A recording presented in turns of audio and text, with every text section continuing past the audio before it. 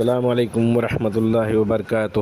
سیرت النبی کی 11 قسط، محاذ آرائی کی تیسری صورت، پہلوں کے واقعات افسانوں سے قرآن کا مقابلہ کرنا اور لوگوں کے اسی میں الجھائے اور پھنسائے رکھنا۔ چنانچہ نصر بن حارث کا واقعہ ہے کہ اس نے ایک بار قریش سے کہا، قریش کے لوگوں، خدا کی قسم تم پر ایسی افتاد آن پڑی ہے کہ تم لوگ اب تک اس کا کوئی توڑ نہیں لا سکے۔ محمد صلی اللہ علیہ وسلم تم میں جوان تھے، وہ تمہارے سب سے پسندیدہ آدمی تھے، سب سے زیادہ سچے، سب سے بڑھ کر امانت دار۔ اب جب کہ ان کی کن پٹیوں پر سفیدی دکھائی پڑنے کو ہے، یعنی ادھیڑ ہو چلے ہیں، اور وہ تمہارے پاس کچھ باتیں لے کر آئے ہیں جو تم کہتے ہو کہ وہ جادوگر ہیں، نہیں بخدا وہ جادوگر نہیں۔ ہم نے جادوگر دیکھے ہیں، ان کی جھاڑ پھونک گرہ بندی بھی دیکھی ہیں، اور تم کہتے ہو کہ کاہن ہیں، نہیں بخدا وہ کاہن بھی نہیں۔ ہم نے کاہن بھی دیکھے ہیں، ان کی الٹی سیدھی حرکتیں بھی دیکھی ہیں، ان کے فکر و بندیاں بھی سنی ہیں۔ تم لوگ کہتے ہو شاعر ہیں، نہیں بخدا وہ شاعر بھی نہیں۔ ہم نے شعر بھی دیکھا ہے اور اس کے سارے اصناف حز اور رز وغیرہ سنے ہیں۔ تم لوگ کہتے ہو پاگل ہیں، نہیں بخدا وہ پاگل بھی نہیں۔ ہم نے پاگل پن بھی دیکھا ہے، یہاں نہ اس طرح کی گھٹن ہے، نہ ویسی بہکی باتیں، نہ ان کے جیسی الٹی سیدھی حرکتیں۔ قریش کے لوگوں، سوچو خدا کی قسم تم پر زبردست افتاد آن پڑی ہے۔ اس کے بعد نضر بن حارث حویرہ گیا، وہاں کے بادشاہوں کے واقعات اور رستم و اسفندیار کے قصے سیکھے۔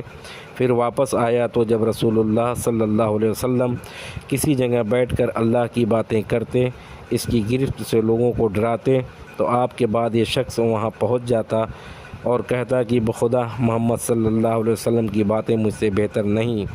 اس کے بعد وہ فارس کے بادشاہوں اور رستم و اسفندیار کے قصے سناتا، کہتا آخر کس بنا پر محمد صلی اللہ علیہ وسلم کی بات مجھ سے بہتر ہے۔ اس کو بیان کیا ہے ابن حشام نے، جلد نمبر 1 299 300 358، مختصر السیر شیخ عبداللہ 117 اور 118 پہ۔ ابن عباس کی روایت سے یہ بھی معلوم ہوتا ہے کہ نضر نے چند لونڈیاں خرید رکھی تھیں، اور جب وہ کسی آدمی کے متعلق سنتا کہ وہ نبی صلی اللہ علیہ وسلم کی طرف مائل ہے تو اس پر ایک لونڈی مسلط کر دیتا جو اسے کھلاتی پلاتی گانے سناتی، یہاں تک کہ اسلام کی طرف اس کا جھکاؤ باقی نہ رہ جاتا۔ اس سلسلے میں یہ ارشاد الہی نازل ہوا، وَمِنَ النَّاسِ مَن يَشْتَرِي لَهْوَ الْحَدِيثِ لِيُضِلَّ عَن سَبِيلِ اللَّهِ، کچھ لوگ ایسے ہیں جو کھیل کی بات خریدتے ہیں تاکہ اللہ کی راہ سے بھٹکا دیں۔ محاذ آرائی کی چوتھی صورت، سودے بازیاں جن کے ذریعے مشرکین کی یہ کوششیں تھیں کہ اسلام اور جاہلیت دونوں بیچ راستے میں ایک دوسرے سے جا ملیں، یعنی کچھ لوگ اور کچھ دو کے اصول پر اپنی بعض باتیں مشرکین چھوڑ دیں، وہ بعض باتیں نبی صلی اللہ علیہ وسلم چھوڑ دیں۔ قرآن پاک میں اسی کے متعلق ارشاد ہے، وَدُّوا لَوْ تُدْہِنُوا فَيُدْہِنُونَ، وہ چاہتے ہیں کہ آپ ڈھیلے پڑ جائیں اور وہ بھی ڈھیلے پڑ جائیں۔ چنانچہ ابن حریر اور طبرانی کی ایک روایت ہے کہ مشرکین نے رسول اللہ صلی اللہ علیہ وسلم کو یہ تجویز پیش کی کہ 1 سال آپ ان کے معبود کی پوجا کیا کریں اور 1 سال وہ آپ کے رب کی عبادت کیا کریں۔ عبد بن حمید کی ایک روایت اس طرح ہے کہ مشرکین نے کہا اگر آپ ہمارے معبودوں کو قبول کر لیں تو ہم بھی آپ کے خدا کی عبادت کریں گے۔ ابن اسحاق کا بیان ہے کہ رسول اللہ صلی اللہ علیہ وسلم خانہ کعبہ کا طواف کر رہے تھے، اسود بن مطلب بن اسد بن عبد العزیٰ، ولید بن مغیرہ، امیہ بن خلف اور عاص بن وائل سہمی آپ کے سامنے آئے۔ یہ سب اپنی قوم کے بڑے لوگ تھے۔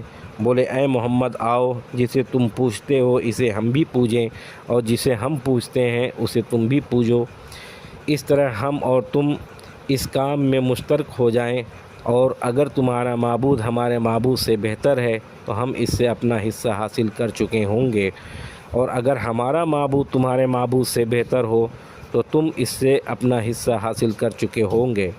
اس پر اللہ تعالیٰ نے پوری سورہ قل یا ایھا الکافرون نازل فرمائی، جس میں اعلان کیا گیا کہ جسے تم لوگ پوچھتے ہو اسے میں نہیں پوچھ سکتا۔ اس فیصلہ کن جواب کے ذریعے ان کے موضوع خیر گفت و شنید کی جڑ کٹ گئی۔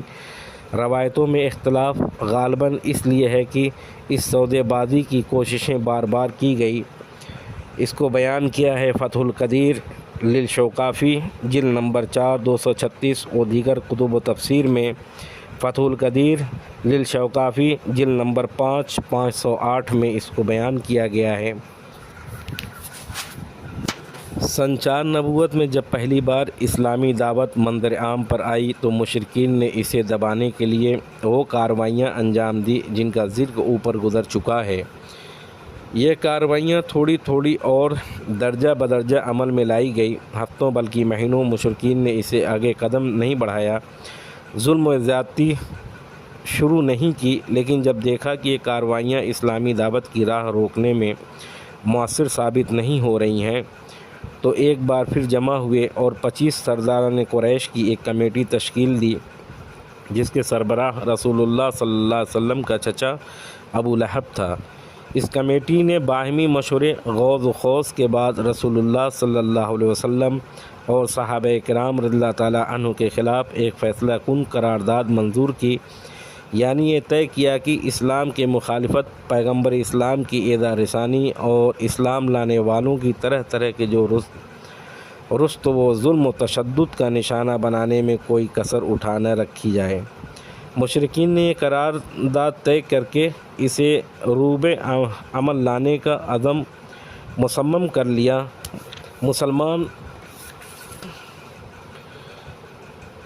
مسلمانوں اور خصوصاً کمزور مسلمانوں کے اعتبار سے تو یہ کام بہت آسان تھا، لیکن رسول اللہ صلی اللہ علیہ وسلم کے لحاظ سے بڑی مشکلات تھیں۔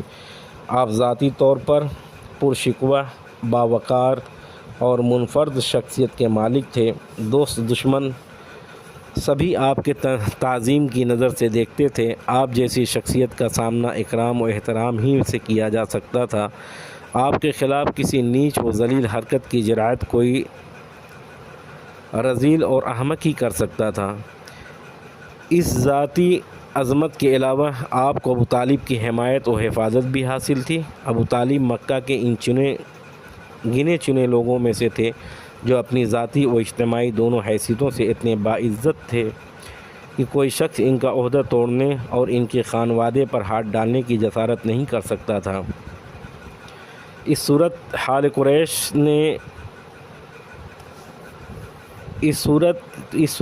نے قریش کو سخت قلق، پریشانی اور کشمکش سے دوچار کر رکھا تھا، مگر سوال یہ ہے کہ جو دعوت ان کے مذہبی پیشوا اور دنیاوی سربراہی کی جڑ کاٹ دینا چاہتی تھی، آخر اس پر اتنا لمبا صبر کب تک؟